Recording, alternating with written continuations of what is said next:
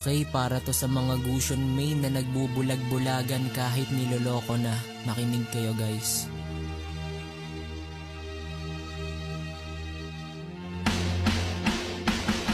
Maiinlab ako sa'yo kahit Gusion ko humandusay. Kahit sa panduduo ng iba dun ka mahusay. Daig ko pa si par sa kumpano maging bulag. Ang iwanan ng tuluyan ka doon naging duwag. Ako lang naman kasi nakakatagal sa iyo. Siling na ang sinasaniban mo at hindi ako. Porket wala sa meta Gusion ay ganyan ka na. Nagagawa mo na rin na maki-emote dyan sa iba. Leto sawa pa man din halos galawan ko noon. Pero nang magbago ka natatanso na ko ngayon.